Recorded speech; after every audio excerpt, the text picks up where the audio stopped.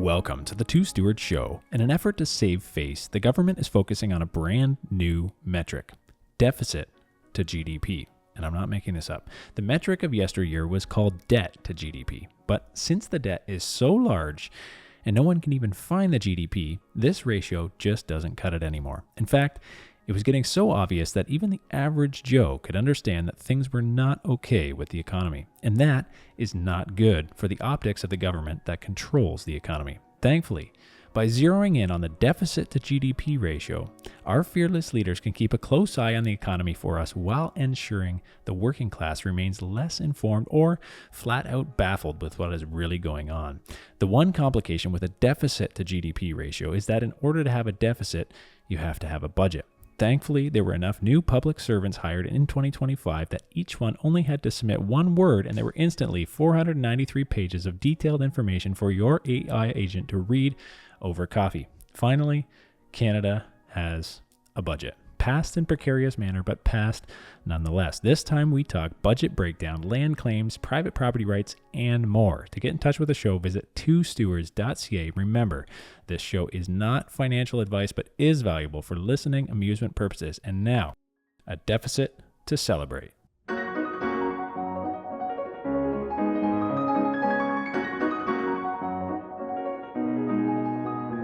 Okay, welcome to another episode, folks. What episode number is this? Do you know, Brent? Like 140 something. Oh, wow. Okay, getting up there. Anyways, welcome back. We got a few things to talk about that are current events-ish, I guess. A couple things I wanted to talk about anyways. We'll see where we go. But one was the budget. We have one now, Mark. We finally have a budget. Although today is the day they're voting on it, so we don't know if they actually have one or not, or if we have a government still. Yeah, I think I'm pretty confident it will pass. Like, the NDP has been really coy about it. Like, well, you know, maybe we will, maybe we won't. It's like, of course you will. The federal party is broke, right? Like they can't mount a national campaign. Yeah, they're not going to do another campaign to try and get elected again. No, but none of the parties, right? Like they're all kind of depleted. Oh, I'm sure depleted of. No. Like the NDP is like done, like negative dollars, right? The Liberals and Conservatives still got they got money in the bank. They could do another federal campaign, but like it's just worse and worse for the NDP, right? Because they're so small, they don't get any federal funding for the party, and anyways, they're about to fall off into irrelevance. Just like Canada might with our new budget. We need more spending, Mark. Do we, Brent? Yeah, so we stay relevant. I mean, I've pointed out in past episodes, I think, that Canada is becoming increasingly irrelevant on the world stage, right? Carney's flying here, flying there, and not making deals, or thinks he makes a deal, and then it falls apart, and not really accomplishing anything. So, however, we have a budget, as you said, finally, and the numbers in, supposedly. So $78 billion deficit is what they're projecting for next year, if you can believe that. And we had talked about, you know, could be up to $100 billion, right? So, and I think this. Do you remember what it was this year? Like, do you remember what the? Well, we didn't have a budget. Okay. So how would we know? But I think it was somewhere in the 50s, I think. Why don't you look it up while we're talking? I'll look it up. Well, I mean, if you recall the previous budget that, what is her name? Chrystia Freeland had resigned over. She didn't want to go up to $45 billion, which is what Trudeau was pushing towards, right? She's like $35 billion and no more deficit. So did you find it So there? now we just doubled it. Canada's 2025 federal budget projects an annual operating deficit of $78 billion. Yeah, that's the one we're talking about now. So from the previous year, $61.9 billion. Well, 69. Okay, so we did kind of 61.9. So change when the budget came out as well, right? Budget is out now in the fall, which typically it's the spring. So there's almost like a half a year difference. But yeah, 69, and there's something else that like we've kind of missed. Right, $69 billion deficit, and we never really had a chance to talk about that or discuss it because it was never released. So Oh, I man. don't know. It's smart to release a budget at the end of the year of the budget. Like, does that make sense? I don't know. Yeah, if you can do that. I mean, not many places would get away with that. So there's some interesting assumptions, though, in the budget. Well, so number one, they've got the two. So the 78 billion is the combined deficit for their what are they doing, operational and capital spend. So I mean, at least they release the numbers in a semi-honest fashion, saying that like this is the total amount. But I think what they're aiming for is on the operating side, it's going to be a surplus, and that's going to be wonderful, right? Like, look at how good we're doing.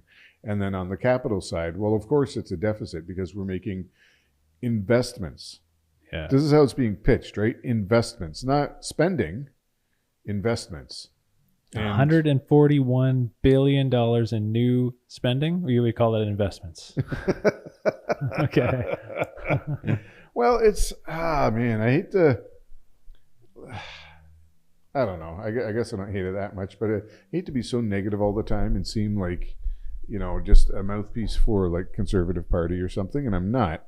But like, it's all nonsense, right? They've announced these major projects, right? They have what is it called? The Major Projects Department, or I can't remember what it's called anymore, but the department that is responsible for reviewing and then, fast tracking and maybe funding major projects.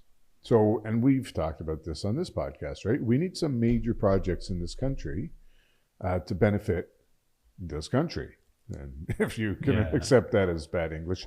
But things like pipelines, right? Let's get oil and gas out of the ground. I mean, everybody's kind of beating the drum on that. That I would be in favor of. I would even be in favor of the federal government spending money to like build a pipeline, which they took over the Kinder Morgan pipeline that finally was completed last year, and we're seeing, if you believe all the numbers, like an increase of 2% to GDP, which is like from one pipeline. It's crazy. That's a big number. So we just need 50 pipelines. Yeah, 50 pipelines, 100% increase, we're done. No, but it's so the same argument that we've made and that others have made, right? We need to extract resources in Canada and then refine those resources here in Canada as well. So we're not just going to take, what we do now is we take tons of crude and send it down to the States for refining. We should have our own refineries. And then, you know what? We could get our elbows up and diversify our export market, right? Instead of mostly being the States, we could send it all over the world, right? Like we should have done this a long time ago. That's what we're doing with I think the Kinder Morgan or whatever it's called, Trans Mountain Pipeline, that goes out to the West Coast. Like a lot of that stuff is going not to the U.S. but to Asian markets, right? Asian markets want lots of energy, so let's give it to them. Anyways, we should be sending refined products, right? And if you're, you want to be proud, Canadian proud and elbows up and made in Canada, like that feeds into that, right? We're going to extract resources and then we're also going to refine them. So that's more jobs for people in refineries. And I'm talking about like mining as well, right? Instead of sending, like there's just more opportunities for rare earth minerals, for example. We could extract them and then also refine them here, which typically you would do in mining anyways, but like even go to like a finished product thing, because sometimes you'll refine it a bit and then ship it out. But, do the whole process here. Lots of jobs for us. Let's create keep going back to this sovereign wealth fund like Norway. And, well, if they have $140 billion in new spending, where are they spending? Well, okay, so the major new projects we talked about, none of them, maybe one or two out of 7 is new. All the other ones are existing projects that somebody else was trying to do and was doing and it was going. So are they going to fast track them? No, I don't think so. They're just going to try and take credit for them. There's a couple that are new. So, okay, yay, but there's nothing like transformational, nothing big. And this is what was promised, right? We're going to revamp. It's like you're not revamping anything. This is all stuff that people were doing. already. Like, who are you trying to fool? I mean, trying to fool Canadians, obviously. But in the major projects is no pipeline. We need a pipeline. We need oil pipeline. We need natural gas pipeline. And natural gas, like, you don't really have to refine, right? There's a little bit of cleanup, but other than that, shove it in a pipe and liquefy it and get it on tankers out of here. So one issue, of course, is David Eby in BC, who's basically saying, like, over my dead body, will there be another pipeline coming across to BC? Because we have to protect our beautiful land and coastline, and we couldn't possibly have any oil tankers, ruining that, like if they run aground or something. Let's not, just ignore the fact that from Alaska down to down to the U.S., there's tons of oil tankers running all the time. Yeah, right down our just beautiful, off the pristine. coast. Yeah, just like off the coast because they're in the water. So where does that put them?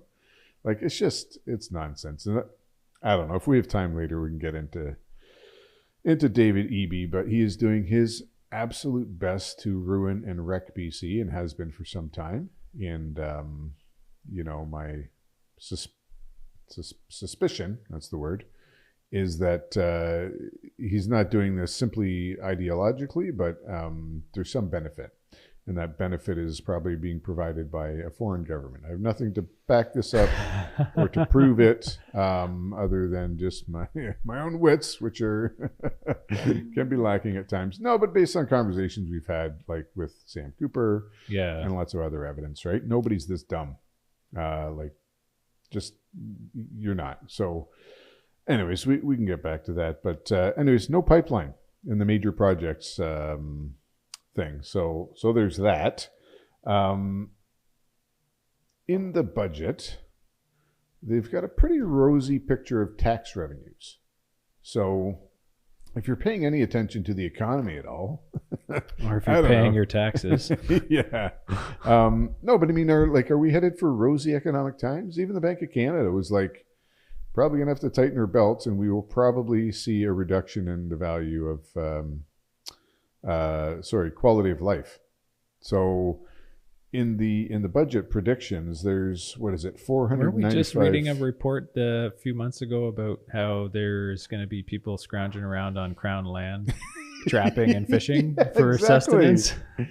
Exactly. we had to prepare for everything here, Mark. But no, well, they're going to pay taxes on that. Get your tent and go find some ground land now before it gets busy. We can't, because it's all being disputed in the courts as by the Aboriginals. They're the only ones who are going to be just left with can't win in this country. You can't win. So tax revenue, total revenue for the government is projected to be at $495 billion 2025-26. And then they predict that's going to go up to $613 billion by 2029-30. So in the course of 4 years. At the same time, the population is going to stay the same. Like they made some changes to the immigration levels here, right? Yeah. So this is not like bringing in 4 million new Canadians to make up that difference. Well, I mean, I would argue that bringing in all these people doesn't increase our tax revenues anyway. Maybe temporarily, because they all spend money on tuition. But like, other than that, it doesn't help anybody, because it's not, there's no net benefit for employment. You don't need them for that. And they're going to be spending as little money as possible. So you might see like a little bump, but not a systemic change, right? But yeah, that is a good point. There's no population's not going to increase meaningfully unless they keep pumping people in, but we shall see. Like, where is the extra tax revenue coming from? If we're headed into a recession, which, like, I think we've been in a recession for a while, but if we truly are headed for economic rough times, like, which way's tax revenue going to go, right? Up or down? Down. Yeah. So if, let's say, we face a $20 billion difference in projected tax revenue, well, where does that put the deficit? $98 billion. So that, that's one key assumption, right? That they're going to make more. So the other way to look at this is, if they're serious about this and they know that we're headed for rough times, does that mean that income tax is going up? Because that's like half of all tax revenue, more give or take. So, just what we need. Yeah, not a desirable place to live. And so the Parliamentary Budget Office. You remember that guy, Jason Jakes? I thought it was Jacques, but Jakes. He was the one who, testifying before committee, was like, "This is unsustainable." He used a whole bunch of apocalyptic words, right? Like, just kind of like he was blunt about it. Yeah, very blunt, very blunt. So, anyways, he's the interim head of the Parliamentary Budget Office. I don't know if you saw that. There's now an ad out for the new head of the Parliamentary Budget Office. And in the job requirements, it states that tact and discretion are a must. Oh, man. Hilarious. Hilarious. Like, just do your job and shut up about it, okay? So I don't think he's going to, like, he's in the running, he said, but I don't think he's going to get it. I mean, but this is what we need. It's kind of like the jester in like ancient the court of the king, right? The jester is the only one who could actually tell the truth, and like we don't have any truth tellers, really up in at that level of government. We need somebody. So like, make this guy the jester. Got to dress him up funny and stuff. Yeah, but there was a lot of language. Like I'm reading a few excerpts from the budget, and there's a lot of they use the word sustainable a lot. And I don't know if it's just them trying to like say, hey, we realize that we're on an unsustainable track here, and we're trying to do everything we can to increase sustainability so that this country is sustainable for all the Canadians who live here and any future Canadians who want to come here. It will still be sustainable. But do they know what sustainability actually means? So it's interesting because Carney has advised Trudeau for quite a while, right? And he's also been Canada governor with zero interest rates, Bank of England governor with zero interest rates, not zero, but very, very, very low, right? Which has not served us well. And was also advising Trudeau. So yeah, do they really know? I mean, so the one bright spot, or one of the bright spots, I guess, is that in the budget, they actually focused on economics and they talk about productivity. So when you say sustainable, I think that's all in reference to economic terms, not climate. Not climate, yeah. Climate stuff. Yeah. So that's a real slap in the face, I think, to Trudeau and to his legacy, that they've just almost seems like they've abandoned that. Like, I don't know if there's any talk of diversity, of social justice, of all that stuff in the budget. And you're like, well, it's a budget. Why would you? But like, that didn't stop them the last 10 years. So that's cool. So at least they're paying lips. At least they realize, like, we have a productivity emergency. And like, maybe they're just worried because that means they won't have any money for their pet projects, right? The pet climate projects. I don't know if you caught Bill Gates has kind of walked back. Did we talk about this? I think you mentioned it. Yeah. He's kind of walked back anyways from climate doomsdayism. He's like, maybe we're like a little too much on the whole world's going to end. Like, it's, still a thing, but we got to... The world's just beginning. We need to invest in these massive data centers and energy production facilities. Yeah. But for Bill Gates to say that is like, I don't know, is that sort of the death of the climate change movement? I'm pretty sure the climate is changing. It's always changing. So, well, I had to read this so over the last decade, this is from the budget. So over the last decade, from 2015 to 2024, the federal public service grew by more than 40%. Double the rate of economic growth. After direct program expenses began to fall from their COVID-19 peak in 2020, 2021, the federal public service continued to expand. These increases are unsustainable. So they called that out themselves, that their public service hiring is unsustainable. And that says this has left federal finances strained. You think? Like, no one else is paying for these public sector employees. I mean, if your waistline increased 40% over the last however many years, you're your belt would be strained or your pants, right?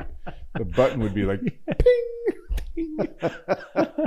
And that's exactly the ping that follows in this. Yeah, watch your eyes. Yeah. And it's put vital services and programs that Canadians rely on at risk. Savings will be achieved by restructuring operations and consolidating internal services and right-sizing programs to realize efficiencies. This sounds like Doge almost. Sort of, yeah. It will also involve workforce adjustments and attrition to return the size of the public service to a more sustainable level. So there you hear like the sustainable language again, right? Yeah. So they recognize they hired too many people. It sounds like a pivot from the Trudeau era. It does, and I'm just wondering, like, what is the catch? I don't like. Why is this just to appear? Like, is there a genuine desire? I mean, they did.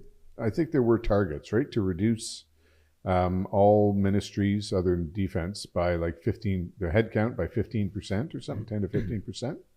So on the surface, you'd be like, hey, that's awesome if you do that, right? And probably that's just attrition. But to your comment about just like the private sector going into a recession, having a difficult time, hiring's down, whatever, right? And now you start letting go public sector employees. Like, where are they going to go? Yeah, it's I don't know. Probably the U.S. or a different country. The country of Alberta. Is that a thing yet? Not yet.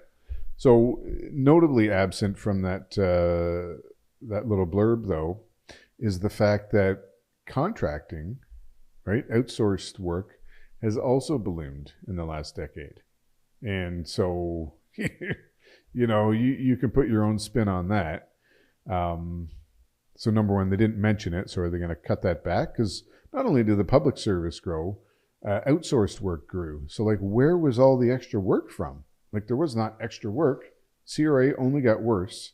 And I can only imagine that other government agencies only got worse, right? But we're spending more and more money. So like, there's a spot, like if we have a civil service, get them to actually do the work and we don't like outsource anything, right? And like you've seen that a lot of this outsourced stuff was just like, fraud or whatever you want to call it, pork barrel politics, or just people, certain politicians' spouses had companies that benefited greatly during COVID because they sold medical devices to the government, just stuff like that, right? Just more corruption, more of that stuff. So is there going to be a reduction in that? I don't know. But I mean, if at least reducing the public service is somebody's got to write all the 493 pages of the budget next year. So did you read the whole thing? I sure didn't. Yeah.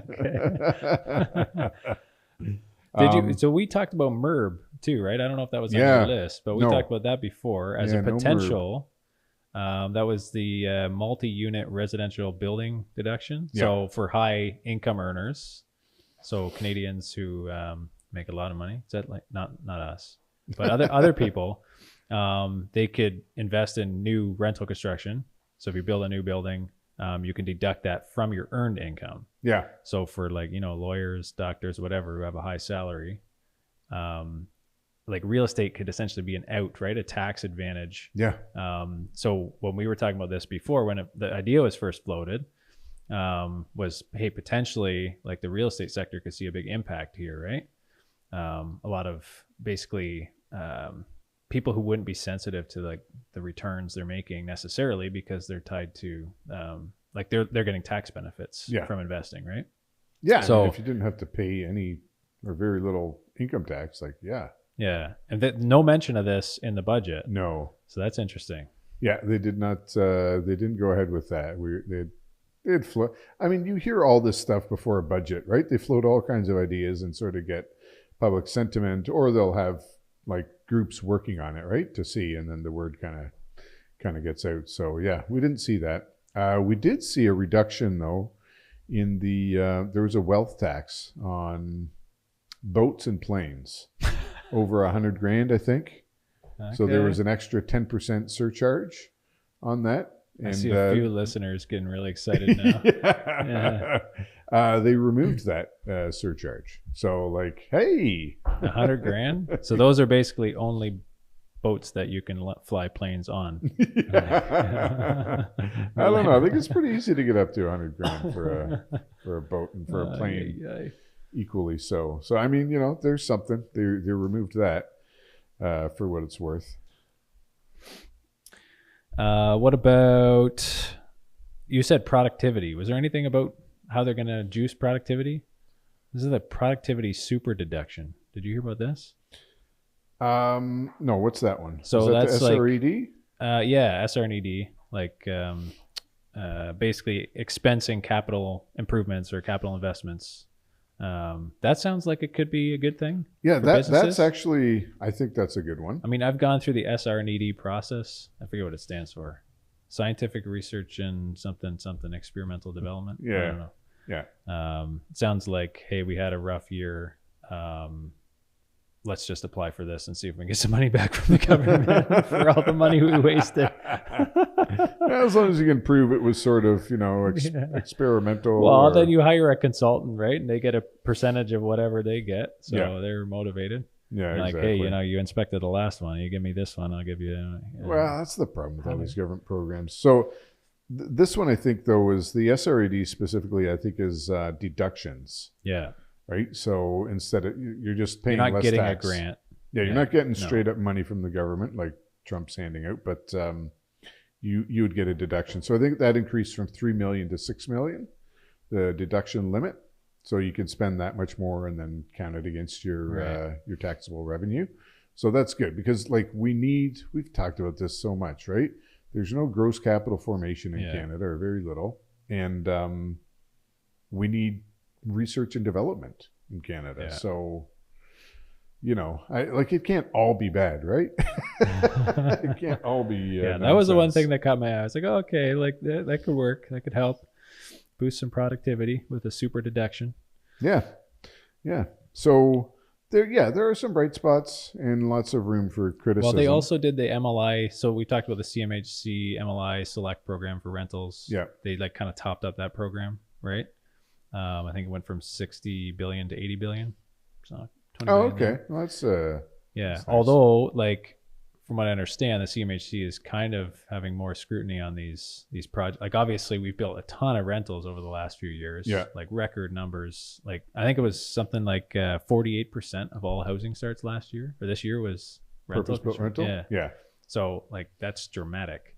Well, yeah. I mean, you're seeing, I think, in a lot of markets over the next year, there's another 10% being added to the rental stock just through purpose-built rentals, never mind condos. And I mean, that's sort of a Toronto thing, or Vancouver, right? But in somewhere like Toronto, you could have another 20% being added to rental stock. Ooh. Wow. So we'll see, right now it's being absorbed. Will that trend continue? Yeah, that's why Jeremiah was saying it is being absorbed. But yeah, they've topped up the MLI program, so giving more funds available for these types of projects. But whether or not the CMHC actually gives out that money in light of how many rentals they're actually building, or how they choose to do that, maybe they change the program a little bit to make it a little bit more challenging. Or I doubt it. Yeah, or just they're give usually it behind on this stuff. So here's the money, just spend it, right? Build stuff. And then realize we actually built too much. I mean, we still have So if you want $20 billion, get into rental construction. Exactly. I think we still have a shortfall in housing in Canada, right? There's still a structural deficit, if you want to call it that. But I think a lot of these purpose-built rentals are not 3 bedrooms. No. Right? They're going to be, 1-2 bedroom probably, because that's what goes quickest. So we'll see. I mean, there's still, I think, will be a shortage of, even with all this stuff on the market, still will be a shortage of ground level housing. Yeah, I think that's a good thing to keep in mind just for average people who are investing or want to build a dwelling unit. Try to build something that's family oriented. Yeah. That'll stand the test of time. These micro units, 1-2 bedrooms, they'll rent and they'll do okay. But the 3 bedroom things will always be in demand. Maybe you don't have the space for it, but if you do, consider it. So yeah, I think that's going to be a real tough spot, or depending on how you're looking at it, maybe a bright spot in the market for investors is having family oriented housing. It's going to be huge over the next 10 years, I think. So huge. Final word on the budget, though. Like, in spite of whatever the positives and the negatives, it's still a big government budget, and it's still government can fix this. That's it's a very state-centric budget. I mean, has it worked up till now? Yeah, but they're changing from what it was before. It's a new government. Yeah, have faith. Just getting Give worse them a chance. and worse. Give them 10 years. They'll fix it. They'll fix it.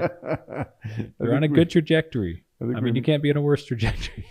Well, it is worse. This is the thing. Oh. Well, the deficit is worse. Yeah. Is worse. Yeah. Like, it's massively worse. Yeah, but it's and worse for the next few years. Yeah, you're right. It's all investment. And I don't know if you caught this as well. They've changed. They're always trying to make things look better. So they've changed some of the metrics. So it always used to be debt to GDP, right? Mm-hmm. And that's what like every country does, debt to GDP, right? GDP is an imperfect measurement, but it's at least consistent. Now they've changed it to deficit to GDP, and they're like, we're off the charts. We're so well, good. It's not so bad, and it's only going to get better. So our deficit to GDP is going to improve. It's like, okay, what about debt to GDP? What happened to that? But don't we miscalculate our debt to GDP? Like, don't we miscalculate the debt part of that because we don't? Well, they do net debt. Yeah. But I don't. Maybe they realize like everybody sees through that, because anytime you see a comment about, at least on Twitter. Well, why did they do that? Like, that's so obvious. Do what? Like, not including all of the other liabilities we have. Because most people don't realize it, right? It's a good headline. If you throw that in Globe and Mail or where whoever, are these most people? Like, they're out there. Talk to them. They're not listening to us. Right? Shoot. Well, they're the people who voted for Carney. Okay. Right? They're boomers. Yeah. They're if we take out 83 people on the streets, one of them is an asylum claimant. Let's just start there, right? You're right. And they're going to vote for yeah. Yeah, but if you're not really like interested in this like we are, or at least borderline interested like maybe our viewers are, right? I would say the vast majority of Canadians aren't doing the research on the budget or thinking about, like, they don't know, what is GDP? I don't know. What's debt to GDP or deficit to, like, your eyes just glaze over. Yeah. Right? How does it impact me? Yeah. So when the government, or when you read a headline that says we have the best debt to GDP ratio or one of the best, like, I don't know what that means, but it's good. Yeah. We're beating the US. Let's go. Yeah. Elbows up, right? Woo. Right. And yeah, of course, that is net debt, not, which is just like a made up thing, right? Doesn't include provincial debt. It doesn't, and it includes CPP, like pension holdings, as an asset, not a liability. Yeah. But when you owe it to somebody else, that's a liability. So it's not like you can just use the Canada pension plan to pay off debts, right? Which is what you're implying with the net debt thing. Yeah. So anyways, that's a little in the weeds. That's like when we were talking about Jeremiah with these the development charges that the city takes. Yeah. And they just have a stockpile sitting there and they don't spend, they just borrow against it. Yeah. It's like, guys, what are we doing here? Oh, man. This is mandatory. You pay it so that we can borrow against it to do other things. Yeah, we can't. It's actually too much money for what we need for it, but we can borrow against it. So come on. It's next level, right, Brent? It's like, we should start a government. We could try. I'm sure we'd end up just as corrupt as the rest of them. Did you see Trump is talking about 50-year mortgages in the States? That sounds interesting. Well, it is, because like, and in the States, you can lock in for 50 years? You would lock, yes. Oh, man. Yeah. Is it? You have to be younger than 18 to get this thing? Like, No, I mean, the average age of a homeowner is getting up there. So in reality, like a 50-year mortgage is like your kids are going to be paying it. Yeah. Right? You're going to die before it's paid off. But it's all, it's affordability, right? And I think this is just another part of the U.S. government realizing like we got some problems and we're not going to fix them anytime soon. There's going to be a lot of pain. So let's try and even like make this not as bad as we've talked about longer term mortgages on the show, right? 50, 80 years, whatever. They do exist in other countries. So I think it'll come to Canada eventually as well. I think they'll do it in the States.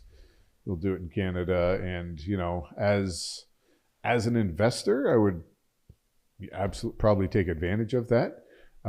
If my main concern was cash flow, right? As a homeowner, like terrible, because you're probably paying double the interest now. Well, even if you take a 50-year mortgage, for example, like your payments are going to be low. So your minimum monthly obligations on paper are going to be low, which is nice, right? So as an investor, someone looking to get more properties, that's going to be good, right? You're going to go to a lender and they're going to see, oh, like you only got $100 payment here, Mark. Exactly. Oh, it's 50 years. Oh, okay.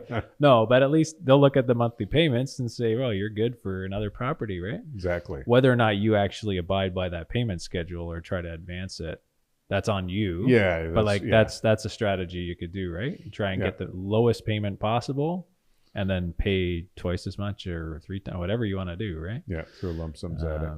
Yeah, then it all comes down to self-discipline. Yeah.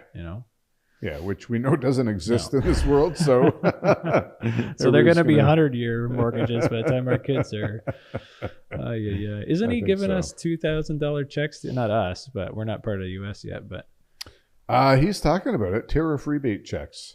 And it's, I haven't done the math, but I'm pretty sure like you add is up the whole concept there that the U.S. government is going to benefit from tariffs, so we got to pass that on and it's like change the public sentiment about what's going on before the midterm election happens. Yes, because people are dumb, and whatever you think about the tariffs, it's just like, look, Trump's doing a good thing for us because he put these tariffs in, and look at how much money it's brought in, and I got $2,000 out of it.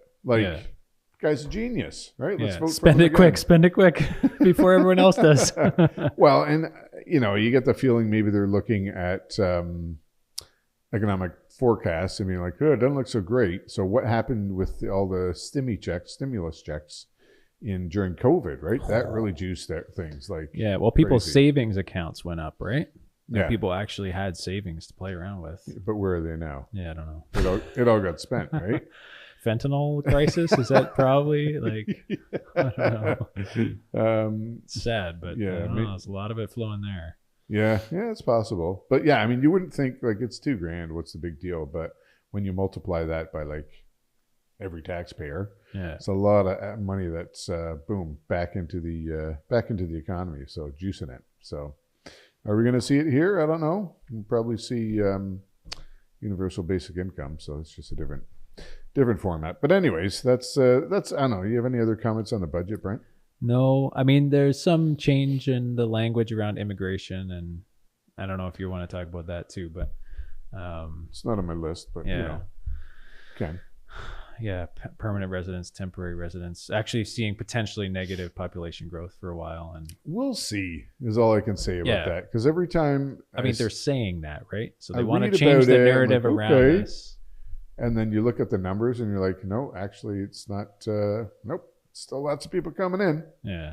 Right. Well, I talked to that. So just anecdotally, I talked to a guy, he came here from Africa. So he said he grew up in 3 continents. Yeah. Africa, Asia, and North America. Is he like around. Really big? I don't know. No, he came here, and so I just asked him, like, so, which one do you like the best? Like, what do you think of Canada? And he's like, well, Canada is not all it's cracked up to be. He's like, the living costs are crazy. Like over in Africa, 1 day rent or 1 day of income I could pay for my rent. And like, I don't know anything to say whether or not that's true, but like here, I definitely know it's a lot more than, a day or two of rent or income to pay for your rent. So, why are you coming here? He didn't answer that question. Probably asking himself that too. Yeah. But yeah, it's a case where he's here and he's getting his wife and 3 kids coming over soon. But yeah, just it's not all it's cracked up to be. And I think a lot of people are waking up to that, right? No, I mean, I was just looking at some graphs of grocery prices, right? Just like a strong, steady increase. Like you wish your investment portfolio was, right? But it's grocery prices. Like and you just have to go to the store, and figure that out. Like, okie doodles, man. It's not getting any cheaper. Yep. So that's the budget. Okay, couple other things I wanted to talk about, sort of on the West Coast, but could affect everybody in Canada. I think we touched on it last. I don't know. We touched on it at some point, right? This the ruling around the Cowichan tribe and in Richmond, right, saying that actually they also have title to all this property that private owners had thought they had title to, and now the BC court is saying like, no, it's actually there's two titles, which like that doesn't work, right? You can't have two titles to a property. So now I think we mentioned Kamloops is now being disputed, and like there's more land claims. We don't know how many there are, but there's other ones that are percolating through the system, and this would have been unthinkable a few years ago, I think. But it's like what is going to happen with these land claims? If they're legally recognized as being valid, and we've already built all kinds of stuff on the, in Richmond, for example, right? There's homes, there's businesses, there's a company that had just invested $600 million or something. It's crazy. And so David Eby, who's the premier BC, used to be the Attorney General, knew about all this stuff and didn't tell anybody, right? Like, not that it was a secret, it was in court, but again, nobody's paying attention to what's winding through our court system, right? Procedural affairs and stuff. But basically, he didn't tell homeowners. So this was a surprise for people in BC, the people in Kamloops as well, 100,000 people there. Also a surprise to know that their land titles are being disputed. Like, I don't know. I would want to know, right? Is that happening here? Like, probably not. It's a different situation, but didn't tell them that. And also didn't use a crucial argument. This is a little bit, I don't know, a little bit in the weeds, but had basically instructed the people prosecuting the case, or defending the case, actually, Crown people, not to use the extinguishment argument. And this is something that one of the judges in the case noted, saying that notably, i.e., like, very surprisingly, like, what are you doing? Notably, the government did not use the extinguishment argument in its arguments. So, and this is probably the most, like, the strongest argument that you could come up with. So it's kind of like Eby, as Attorney General, tied the Crown hands behind their back. So extinguishment basically is when the Crown granted license to private homeowners and said, like, yep, you have title to this piece of property, that extinguishes any other claims to the property. So that would include Aboriginal land claims, right? And so some people might get mad and be like, oh, how can you just arbitrarily do that? But like, that's how it's done. That's how we've done it, like, everywhere in the world. Yeah. Once the government grants you that land, like, nobody else can have it. And that's what needs to happen in order for us to have confidence in land property ownership. But they didn't use that argument, and that could have made a difference in the case. So, like, why wouldn't they do that? I don't know. Your guess is as good as mine, right? But the fact is, now there's a precedent set, and now there's other land claims, and like, what's going to happen, right, to property rights in Canada? Because it's BC, but this could have effects all over. It's a big deal. Property rights are a pretty fundamental thing. It's one of the building blocks of, and so I got into a whole big tizzy about this, right? I can see all your hair is all. No, you don't have any hair. My back hair is standing up on end. Well, okay, so there's another recent development that has kind of put an extra flavor to this, right? I don't know if you saw the this illegal garbage dump that is on Cowichan. Oh yeah, so that's another one too, right? There is a land claim title case around the Grand River, which in Ontario. What are all the municipalities, like Brantford? Oh yeah, Waterloo, Kitchener, Cambridge, Brantford, Caledonia, I guess Dunnville, all the way up. Yeah, north of Toronto. Yeah. Yeah. So, like, very densely a fairly densely populated area. And so again, like a couple of years ago, if you had told me this, it would have been like, no, come on, that's like, it's not going to happen. It can't happen in our society, but it did. And like, it's, people are looking So at legal walk us avenues. through, like, what happens when this court ruling goes through? What happens to people's land, like, that they think they own? So It's nothing immediately. Now they got to pay taxes to the. No, they're still going to pay. I'm sure yeah, exactly. Who do you pay taxes to? It's still the government. Guarantee you, they still want their money. So, I mean, what's the end game, I guess, is the question, right? And is this what the Indians, Aboriginals, You think if you were really fighting want? against Canada, you'd be like, this is the best. Like, this country, they just give away stuff for free. And like, So this goes back to my argument about EB being under foreign influence, right? So if we talk about China, and again, this is, I'm not libeling anybody here or slandering whatever the thing is. These are just my ruminations and thoughts, but I think they're reasonable. That if somebody was under foreign influence by China, and like there's a very strong case that, like, we know there have been people influenced by China in their battle for world supremacy, and you'd be like why does China care about destabilizing Canada? Well, because we're just north of the U.S. and they want global hegemony over the U.S. And so read like The Art of War or whatever. That's not just about battle formations and stuff, right? It talks a ton about intelligence, spies, knowing the enemy, sowing discord in the enemy's ranks. And, am I being a little histrionic here about the enemy? Like, it's not that China hates Canada or the US or Europe or whoever, but they want to establish dominance. That's not a secret. And so you can either establish dominance by like beating your opponents, or you let them beat themselves. And that's what they're doing here, I think. And we've seen like the Richmond example, right? There's China stands to gain a lot if they can strike a deal, and they've been allegedly funding some of the First Nations tribes. If they could strike a deal with the Cowichan tribe, for example, and establish like a port there, like, that's crazy, right? Like a foreign port in our within Canada.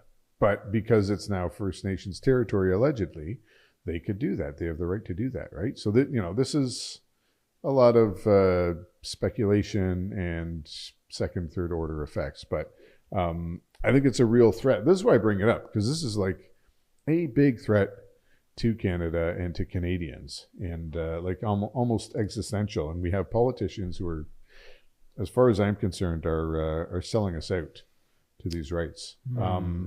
And so I read somewhere that land acknowledgements are just an excuse to abolish private property. So again, a year ago, 5 years ago, if I'd read that, I would have been like, come on, that's a bit much. Like, these land acknowledgements are nonsense, but you're being a little dramatic. But like, what happened?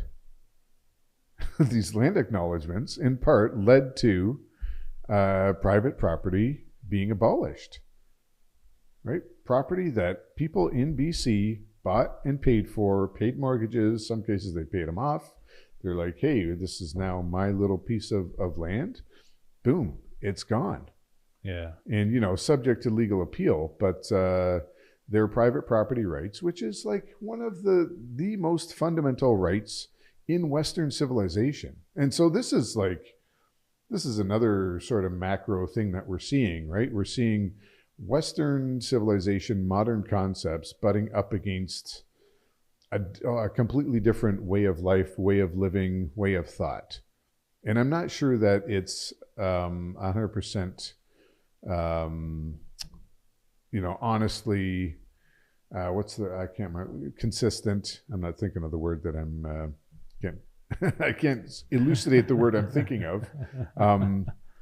But there's not a desire on the part of First Nations people to go, like, to use all this land for what they did 200 years ago for hunting and fishing, and that's it, right? And like, no, because we've seen that they're happy to take modern amenities and use them.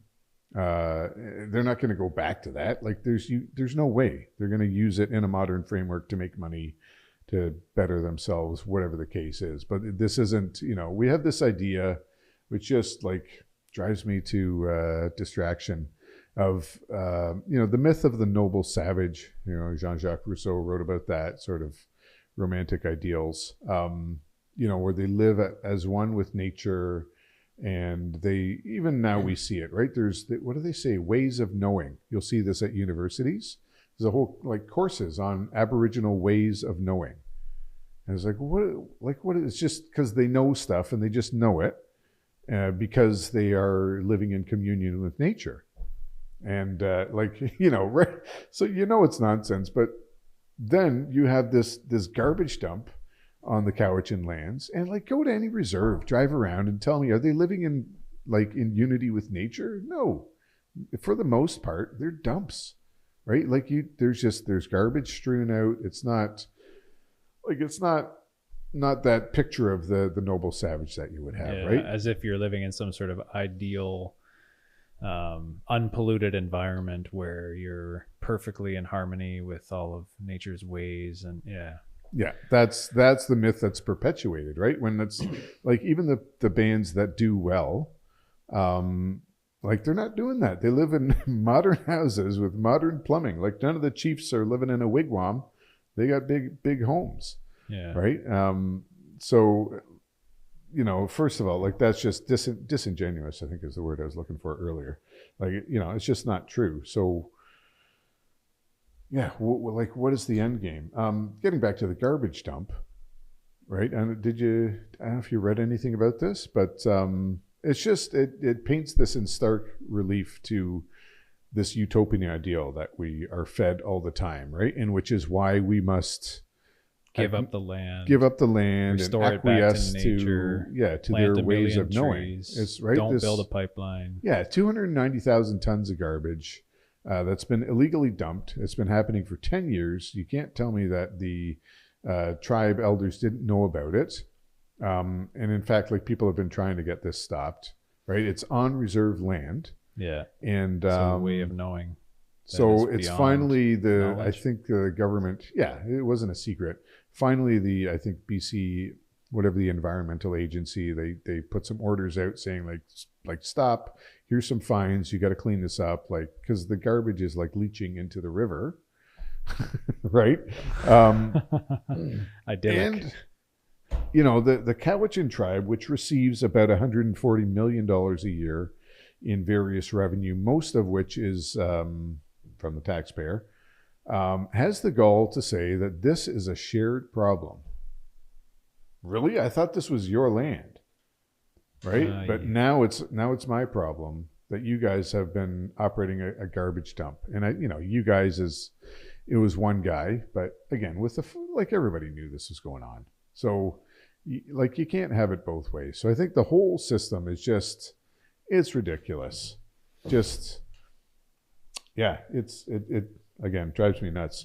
Right, 2019, you had just quickly in BC, DRIPA, D-R-I-P-A, the Declaration of the Rights of Indigenous Peoples Act, which basically said we're going to adopt the UN framework, United Nations framework for Declaration of Rights of Indigenous People, which led to a lot of what we're seeing now, right? And basically just puts Indigenous peoples in the driver's seat. And I don't want to be harsh or unfeeling. Like, obviously, Indigenous peoples have a place in Canada. And I feel for a lot of them because they're not, the people that do live on the reserve. So Cowichan tribe, for example, only half of them actually live on the reserve because, like, it's terrible there.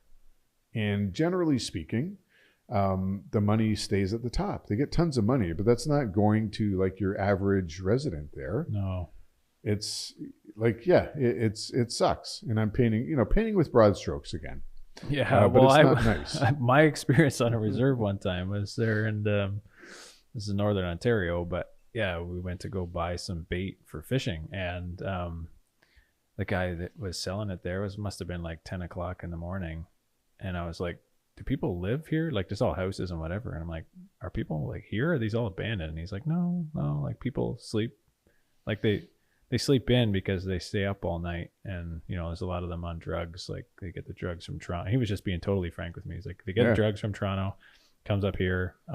You know, they stay up till 4 a.m. and there was a big party. And then, you know, and then they sleep in till noon or 1 o'clock or whatever. And I'm just like, oh, like that sounds really sad. Like that's a disaster of, you know, if that's a picture of an idyllic one with nature kind of thing that they're trying to go back to. I don't know. Like it's just sad. Like the whole thing is just, it is like, I wouldn't want to be in charge of trying to figure this out.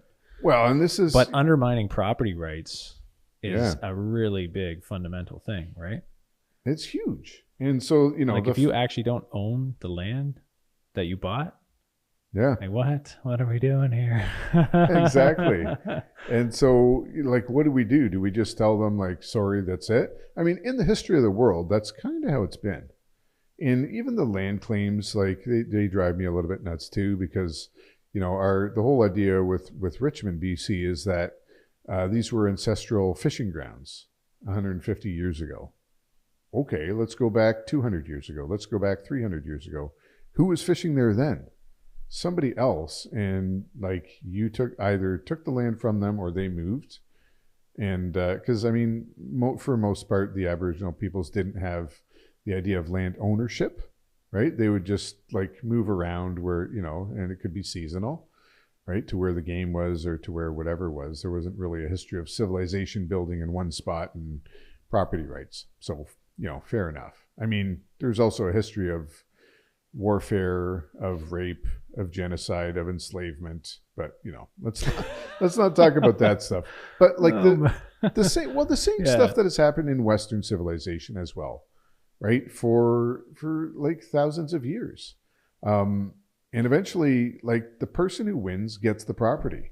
Yeah. And so we're trying to, you know, we're sort of upending that. But I think, because I was thinking, like, what do you do? It's a huge mess. And like, I don't know, I think we need to take some action, but I think the whole idea of property rights could be a solution, right? Because part of the issue that you talk about is for the folks who live on reserves, it can be a pretty hopeless situation. You're dependent on government payouts, and like, that's kind of it. You get generational welfare recipients, and then, you know, you don't really own your house or your land. There are certificates of possession, but it's crown land. So you get the right to use the land if you can save up enough money to buy that. But like, who does? Usually I think it goes to sort of whoever's in power in the band. But why not give the average First Nations person property rights? And, you know, how do we accomplish that? I don't know. Do we take all the reserve land and say, okay, instead of crown land, now we're just going to divide it up like to all the people who are a part of this band or something? Like, at some point, there's going to have to be a payout. And I think that's where this is heading now, where maybe they don't actually want all of Kamloops or they don't want all of Richmond or whatever, but they're like, give me some money. I'm going to get paid, right? I think that's sort of where this is headed. And it's going to be a big payout. So why not forestall that and just say, like, okay, we're going to do a one-time thing, like everybody who's alive now, whatever, you all get a piece of property. And, you know, we'll help, like, we'll improve it or do whatever, like one-time thing. So when we give it to you, it's in good shape. And then that's it.